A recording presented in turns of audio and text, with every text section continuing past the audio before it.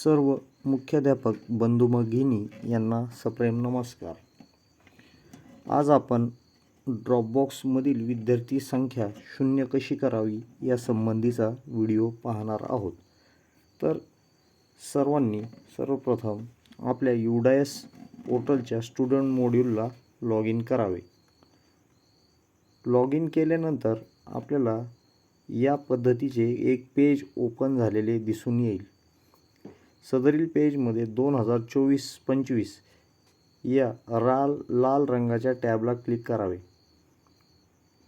त्यानंतर येणाऱ्या विंडोमध्ये आपल्या शाळेचे प्रोफाइलची माहिती दिसत आहे ती क्लोज करावी। माहिती क्लोज केल्यानंतर डाव्या बाजूला डॅशबोर्डमध्ये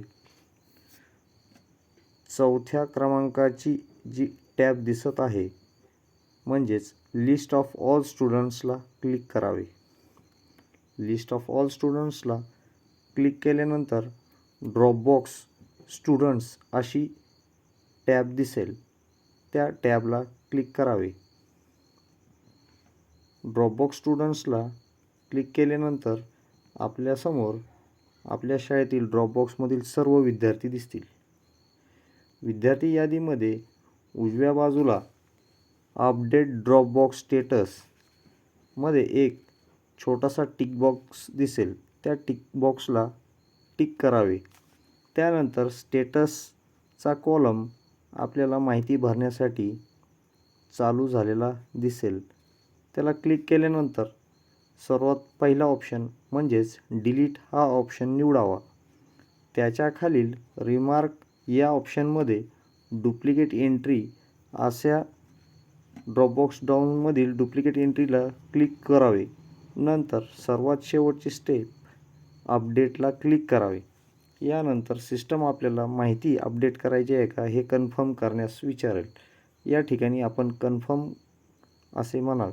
सदरील विद्यार्थी आपल्या ड्रॉपबॉक्समधून इनॅक्टिव्ह झाल्याबाबतचा मेसेज आपल्याला दिसून येईल, त्याला ओके म्हणावे।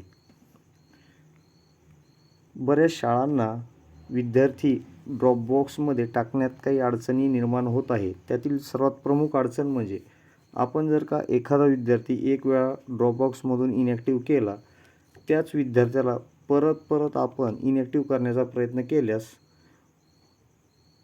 उदाहरणार्थ आपण त्याच विद्यार्थ्याला पुन्हा ड्रॉपबॉक्समध्ये टाकण्याचा प्रयत्न करू, डिलीट आणि डुप्लिकेट एंट्री, परत या विद्यार्थ्याला आपण ड्रॉपबॉक्समध्ये टाकण्याचा प्रयत्न करू। यावेळी मात्र तो विद्यार्थी आपण आधीच इनॅक्टिव्ह केलेला असल्यामुळे please select a valid Dropbox status असा रिमार्क येईल। याचे कारण हा विद्यार्थी आपण याआधीच ड्रॉपबॉक्समध्ये टाकलेला आहे। अशा पद्धतीने आपल्या शाळेतील प्रत्येक विद्यार्थ्यांच्या ड्रॉपबॉक्स स्टेटस टॅबमधील क्लिक करून डिलीटेड आणि डुप्लिकेट एंट्री क्लिक करून सर्व विद्यार्थी आपले इनॅक्टिव्ह करून घ्यावे। अशा पद्धतीने आपण आपल्या शाळेचा ड्रॉपबॉक्स एम्प्टी करू शकतो। धन्यवाद।